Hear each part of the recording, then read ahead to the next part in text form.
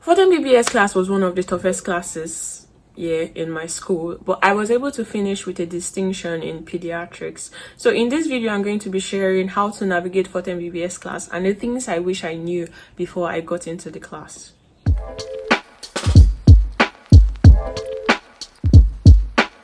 Hi guys, for those of us that are new to my channel, I am Njoku Gloria Martins, NGM for short. I'm a medical doctor living in Nigeria. I just finished medical school.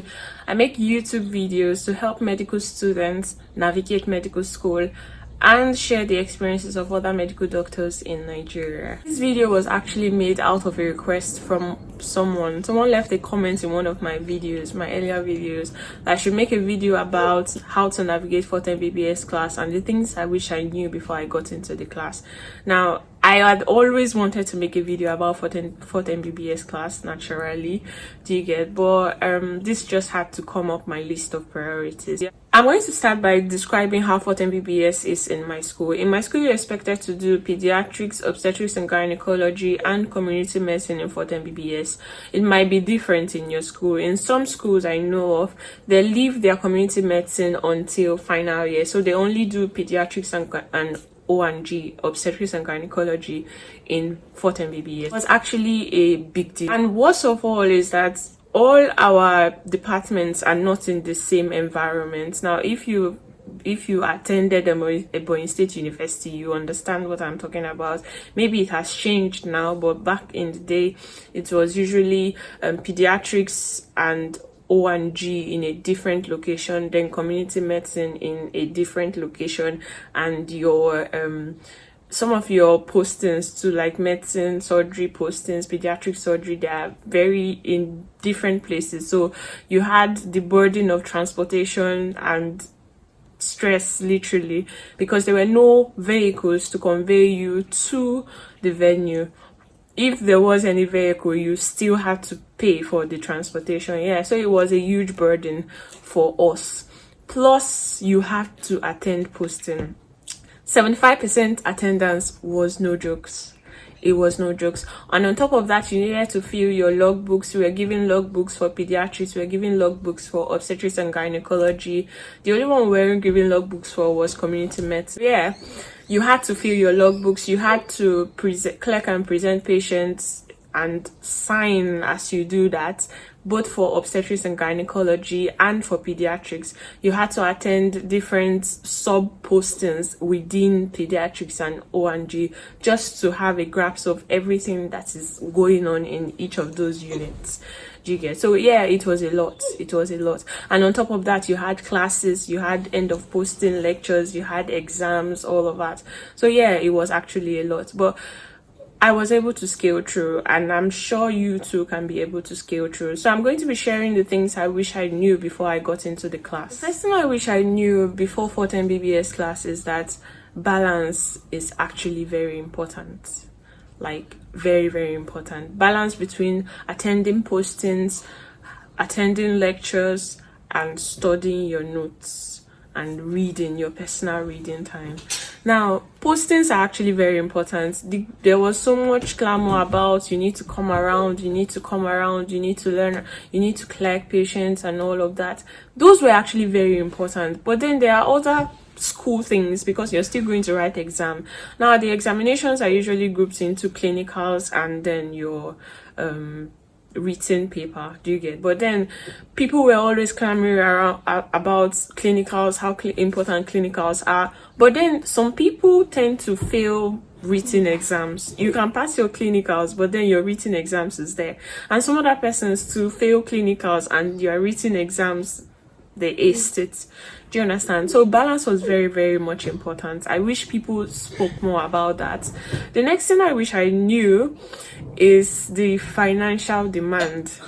Now, in our community medicine, you're required to do your project work. You're required to do your research work, your project work, and that will demand a lot financially from us. In fact, if we start getting into it, it was actually so burdensome. Do you get? So financial burden. A lot of people talk about, oh, it's very demanding, you need to be at a lot of places, but like nobody really told me about the financial parts. of it. Do you get? Aside that, the transportation cost.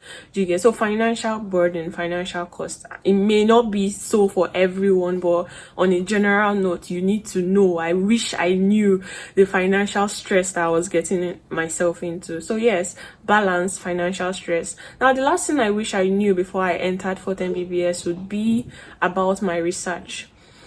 Now, yes, it was stressful, but if I took my research work a little more seriously, yeah, I would be able to publish it. I can still be able to publish it because, okay, I had a very good supervisor and I was able to navigate some challenges and all of that. You may be doing your research work, that's project work, in community medicine in your final year. Now this may not be applicable to you, but for us that do pediatrics, ONG and community medicine in 4th Mbbs, you need to take this into cognizance, because in the long run, if you intend to leave the country or make more publications and all, maybe going into the research part of medicine and surgery, yeah, it will actually be very, very helpful to you to have had a research work already published. You get? Some people don't tend to publish their work, maybe because they didn't take it very seriously and all, but I think I did a very good work. Do you get it? Yeah, I think I did. The project teammates too were also very much supportive. So yeah, we came out with a very good project work at the end of the day. So maybe in time we are going to get to publish it, but for now, yeah, we have other things to look into. Yeah, so yes, to take your research work very serious. I know in the long run a lot of you would want to publish it, and why spend so much money doing a research work that you're not going to publish at the end of the day? You get? I did qualitative and quantitative analysis. We did focus group discussions, so it required a whole lot. We had to gather a lot of people, talk to them about what we are going to ask them, did a lot of interviews, shared questionnaires and all of that. So yeah, it was very much demanding, and I assume too it was the same too for most of my classmates as well. So yeah, why go through all that stress only at the end of the day not to publish your work, just to pass community medicine? So yeah, it would yield a little bit more if our project works were taken more seriously and published at the end of the day. We're going to be talking about how to navigate 4th Mbbs class as a medical student. First thing you need to know is that balance is important. Balance is important. I wish I knew this. Yes, you need to strike a balance. Your postings, now you need to know. I made a video about how to navigate clinical postings as a medical student, so you might need to check that about clinical postings. But then I just want to emphasize that don't leave things to pile up. When you go to postings, you need to find a particular thing you learned on that day. Now don't go to postings and spend your entire hour there, your entire day rather. Please, no, don't. Just go there with a mission to learn something and learn that, and come back home and consolidate on that thing you've learned. Study about it and revise it later on. Do you get me? Some people go to postings and they stay there from morning till night. What exactly are you doing? And you're not attending clinics, you're not attending ward rounds, you're nothing. You're just there to see. Fine, it's a good way to learn, but you can't learn everything in one day. You can't. You're not a machine. Now the next thing I need you to know about your postings too is that you need to have a book for postings. As cliche as this may seem, this organization can be one of the killers of medical students in 4th Mbbs class and in different classes as well. Disorganization. You don't know where you put this, you don't know where this note is, you don't know what posting this particular note is for, you don't, like, you're just so disorganized. At the end of the day, towards exams, you see yourself scrambling for things and all of that. So yeah, try to make yourself organized. You have a note for pediatrics posting, you have a note for obstetrics and gynecology posting. Comed is a little bit different, so we'll talk about that towards the end of this video. Yeah, so for each of your postings, don't go there and start copying heaven and earth. Go there to learn. There's a way the mind works. Most people don't forget things they see. I'm talking about me now. I don't forget things I see. So when I go there, I maybe I'm being taught about hydroencephalus now, for instance. I see the cases, I go back home and read about it. Now maybe some important salient points that might have been noted about the management and all of that, here you jot them down, and then you get a posting note for each of your posting. Pediatrics, obstetrics and gynecology, get your posting note. Whatever it is you're being taught in pediatrics posting for the day, I don't mean pack it up and then keep it till the end of the week. For the day, go home, study around it. If you have past questions, fine and good, look at past questions, see. And the thing about posting is that you're being trained to be a medical doctor, yeah? So it's the things you see that are literally going to help you. Fine and good, some people will say that one is not going to come out in exam. Yes, it may not come out, but then in some schools, in my school now, most of the examinations are now clinical based questions. So you're not going to talk about hydrocephalus, for instance. You're going to see a case scenario. A case scenario is going to be painted, and at the end of the day, you're required to make a diagnosis, and then you're required to manage that patient. So now you're now the medical doctor writing how to manage the patients. And it's the same for your clinical rotation. You're going to there to see patients. So whatever it is you see, that's the thing about posting, it sticks with you. And then when you go back home to read about it, all the more better for you. Don't isolate yourself to to your unit. Don't box yourself into your unit. For instance, you go for posting and maybe your unit has finished what they are expected to do for the day. Don't carry your bag and say, oh, I'm done for the day, I'm going home. First of all, what did you learn? Don't carry your bags and go home and say, oh, I'm done for the day. There are other units that are doing some things. You get, just spend like an hour there with them and go home. Nobody is going to query you and tell you to stay till the end of whatever. You have school the next day. So yeah, they would understand. And you know those going back to the hospital maybe after lecture. Say for instance you finish your lectures by 4 and then you just want to go to the children emergency room and see what is happening there. Those moments can actually literally be very helpful to you, because the hospitals are a little less crowded, they don't have much people, and then you see your residents, hold them by the leg.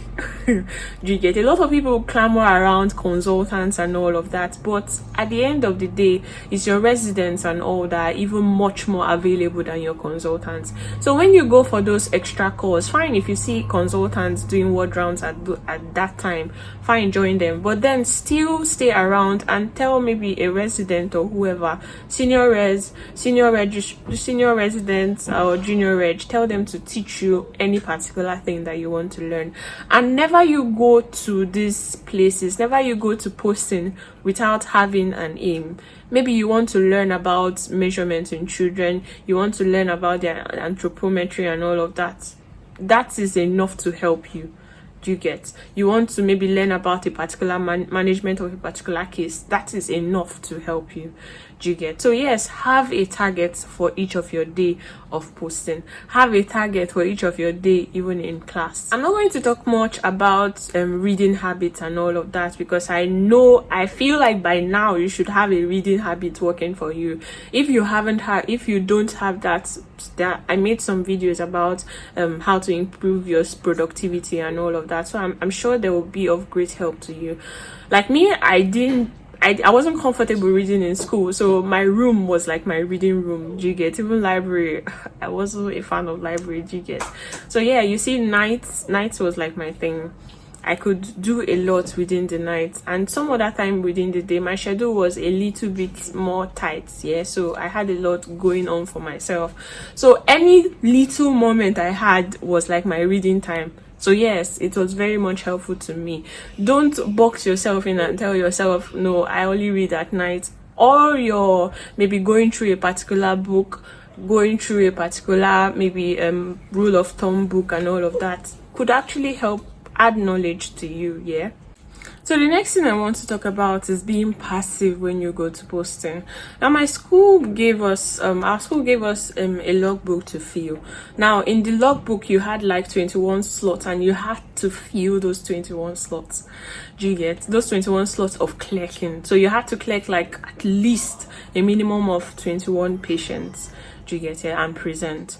Yeah, so that's, and it had to be signed by a consultant. So if you're clerking, present to a consultant so you get to clerk. So that made it a little bit easy for most of us.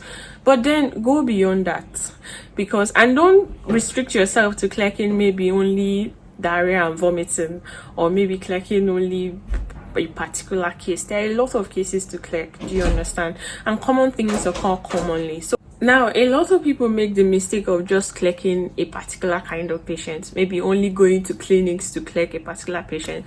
Fine, it might work for you, do you get? But clerk patients both in the wards and in clinics, wherever it is you find patients, clerk those patients and present. And don't just clerk, because it is in the presentation that you know how to best clerk a particular case. It is in your presentation that maybe you're going to be corrected, and those things will get to stick with you.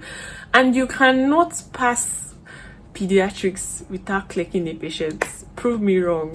Like, prove me wrong. A lot of people have been saying, I'm scared of presenting to a particular lecturer, I'm scared of doing this. You mustn't go right ahead and start presenting to a lecturer. Practice in your room. Present to your friend, present in discussion groups, present in clinics, present to residents, present to junior senior residents, present to whomever is willing to listen to you. Do you get? Don't say you're waiting for a particular person before you can be able to present. And as much as possible, don't just present to a particular person. Go to different consultants. There are different departments in the hospital, so yeah, present to as much different lecturers as possible. Now, the idea is, for most people, is I want to pass my exam, so I don't know who I'm going to meet in the examination and all of that. You might meet an external examiner. So the idea is to know your onions. Be good at what you know. Do you get? I always loved clinical practice, clinical part of my rotations, because it was hands-on. It wasn't, well, I read this and cram it and come and pop.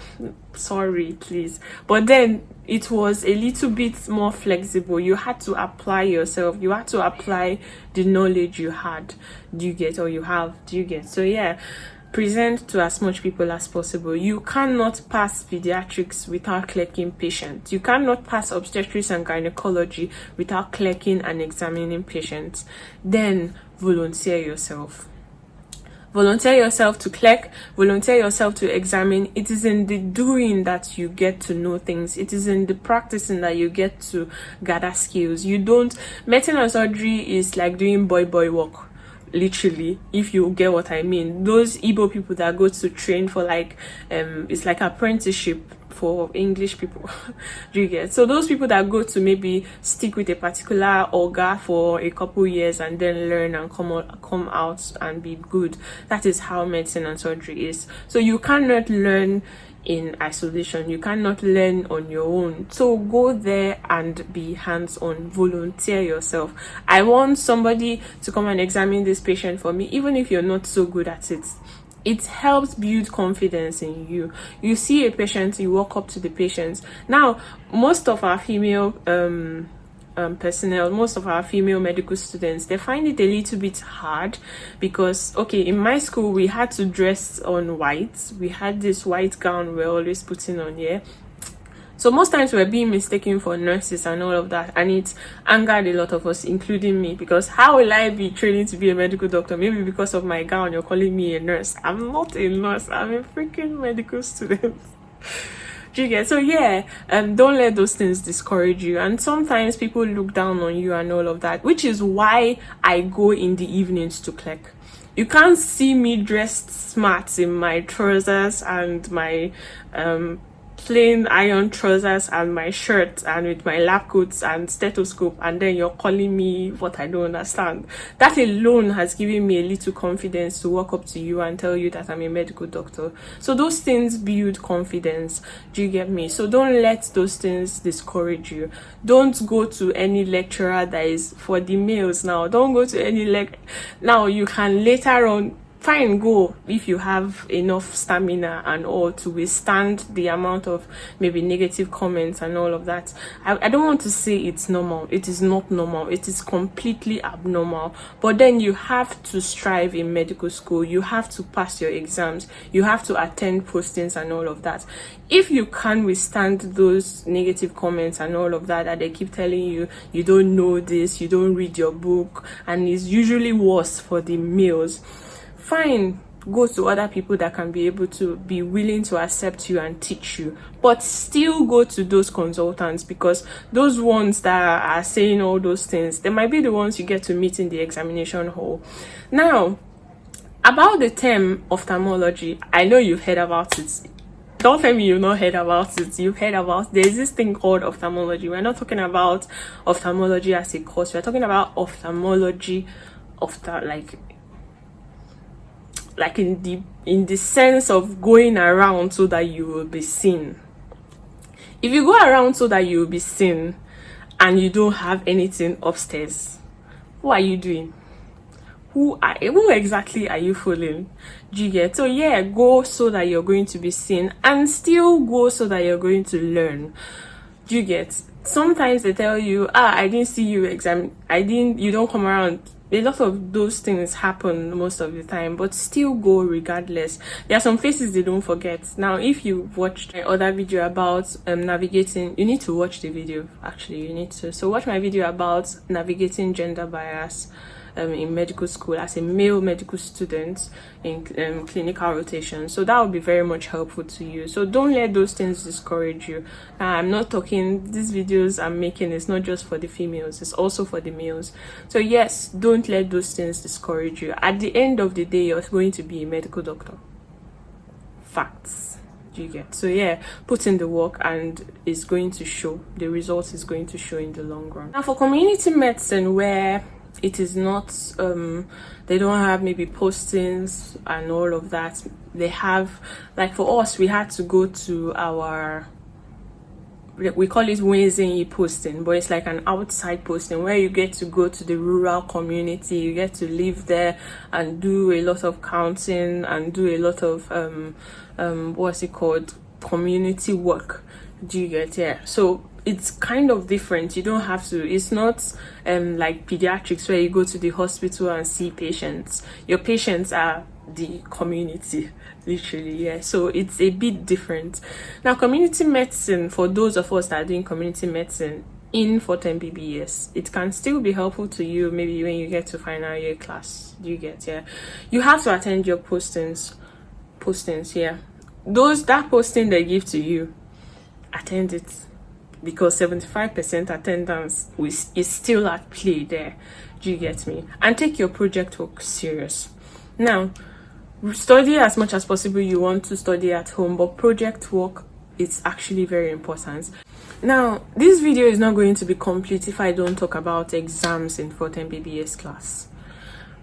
Generally, I want you to know that as a medical student, you're sitting on a ticking time bomb. Do you get? When it comes to exams, like, don't take those little tests. You see all those maybe continuous assessment tests or whatever it is you write, don't take it for fancy. They're actually very important, because at the end of the day, those marks are going to be added up and your sum total is going to be given to you. How do you prepare? Those your posting notes, don't take your posting notes for fancy, please, because especially for my school, it was sometimes is what you literally see in the hospital that is brought to you as question, and you have to answer those questions. You get? So for exams, read through your clinical work, read through your posting notes, go through what you've been taught in class, go through past questions as well. They will literally be very much helpful to you. And lastly, I want to say that no man is a robot. As much as you need to be everywhere, you can't be everywhere at all times. You're not God. Do you get? And that's where discussion groups come in. I've been hammering it in my videos. It is actually very important. People around you that help you to study, people around you that you get to discuss whatever it is you're being taught in class with, it is actually very important. So have a discussion group, and I've made a video about how discussion group works. So yes, it's very much much important you get to watch that. So yes, I want you to just have this mindset that it is not impossible. A lot of people told us a lot of things about 4th Mbbs class before we started, and it was scary. It was scary. And me knowing that I would have a lot of responsibilities outside of med school, I needed to ask questions. I always ask questions before every class. Your school is different, so yes, it's still important you have people in your school that you ask questions, people that are ahead of you, and that would be very much helpful to you as well. So don't feel like you're burdening somebody and all of that. It is your future you're talking about, and it is very much possible. Take it one step at a time. I hope this video was very much helpful to you, and I hope you get to subscribe and like this video so it's going to get to as much people as possible and also be of great help to them. Medical school is not an impossible task. If it were impossible, you wouldn't have medical doctors. It is just difficult, and it is also possible. So thank you very much for your time. I'll catch you guys in the next one. Peace. The end.